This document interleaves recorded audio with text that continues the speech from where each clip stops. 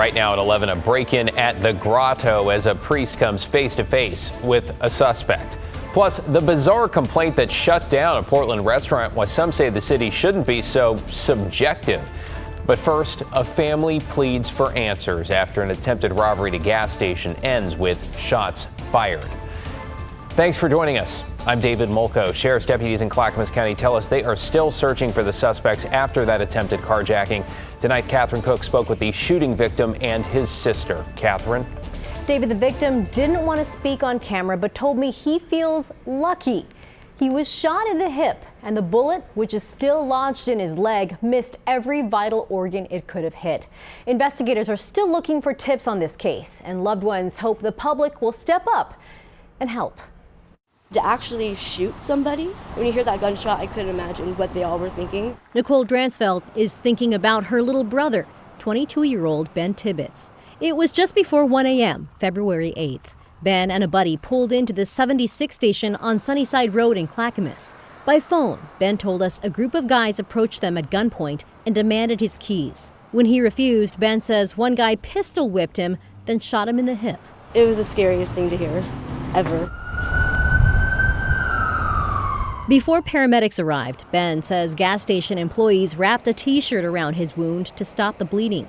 Nicole is thankful for them. The workers here are awesome, and they helped a lot. They did more than they needed to do, and I'm sure it was scary for everybody, but they were totally there for my brother. In the weeks since the shooting, Nicole says her brother has been healing slowly. She says he'll miss at least 2 months of work while he recovers, which will hurt him financially on top of medical bills. She set up this GoFundMe to help offset those costs. I wanted to focus on healing and not being so stressed out about money. As for the people who hurt Ben, I just don't get why. They're still out there. Nicole believes someone knows who they are and what they did. If somebody hurt somebody that you loved like they hurt my brother, then you would do the right thing and say something. In Clackamas, Catherine Cook, KGW News. To get you caught up on tonight's other headlines, Portland police are asking for help finding a man they say is connected to a deadly shooting. Jacob Fitzgerald, who authorities say is homeless, is accused of fatally shooting Otis Abner in the East Columbia neighborhood in 2022. They also believe he was involved in a shooting this month targeting a witness. Police say they consider the 23-year-old to be armed and dangerous, and he frequents the North Columbia Boulevard area. If you see him, you're asked to call 911. A former pro wrestler accused of killing his wife has now been charged with murder. Court documents say in early February, William Haynes Jr. allegedly shot and killed his 85-year-old wife, Jeanette Becraft, at a home in Portland's Lentz neighborhood. Haynes was in the World Wrestling Federation for more than a decade. He's scheduled to be arraigned on Thursday.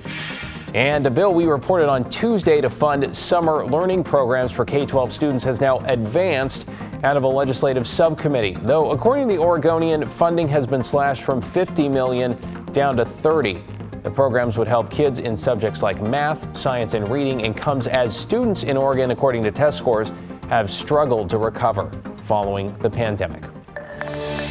Developing this evening, Portland's beloved Catholic sanctuary, the Grotto, is cleaning up tonight after police say a man in crisis broke in and caused significant damage, all while the priest who lives there was inside. Alma McCarty with the details. The serenity of this sanctuary, if it was glass, it got broken. Shattered. Anything that seemed to be sacred art was pulled off the walls and thrown on the floor. After an early morning burglary at the Grotto in Northeast Portland. A lot of sacred objects also were damaged. Some crucifixes were broken. The tabernacle that's in the chapel was overturned and thrown on the floor. Executive Director Chris Blanchard says police first arrived before the break-in after their security cameras picked up someone on their property. We could not find anybody. They left.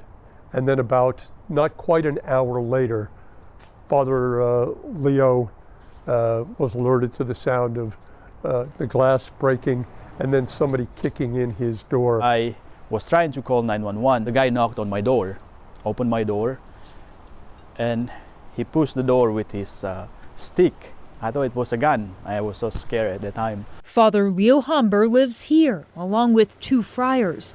The convent next door is home to 4 nuns.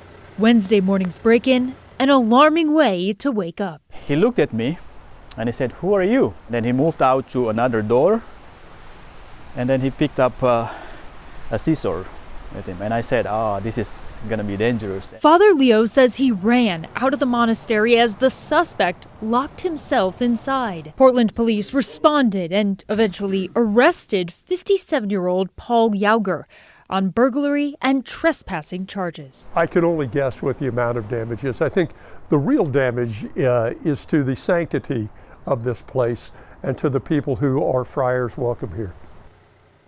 Along with the objects inside the monastery, the suspect also broke the security cameras on the property. Thankfully, no one was injured. The suspect was booked into the Multnomah County Detention Center and will be arraigned tomorrow afternoon. David? Just glad everyone is okay. Thank you, Alma.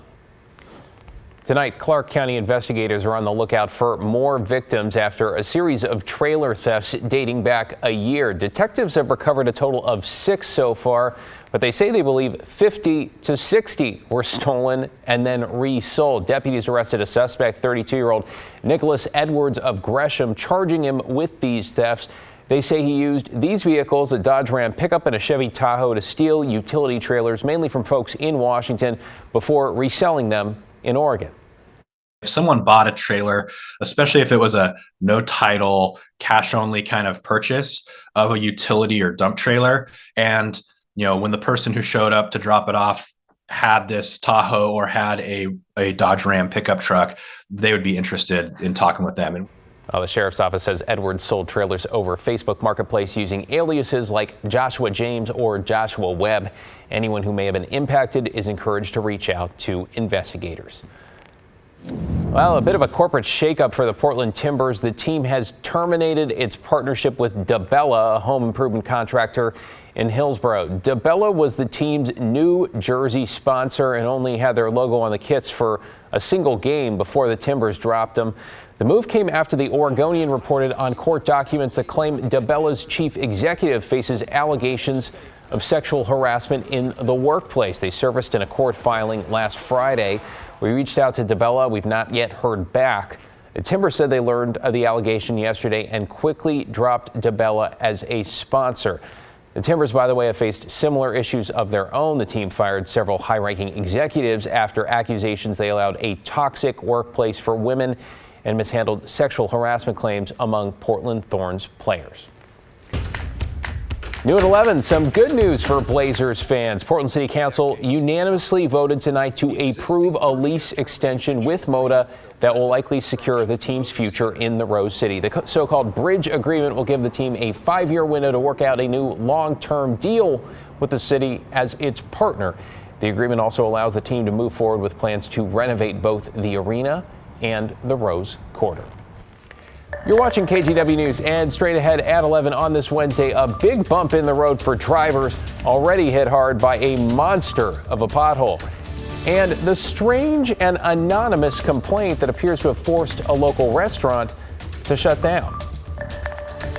And it's still snowing in the Cascades, but it's going to get a lot colder as we go into the morning hours in Portland. It's warm. We're at 53 right now. It's been a very rainy and windy night. We'll go over the wind gusts, how much rain has fallen, and how much more snow is on the way.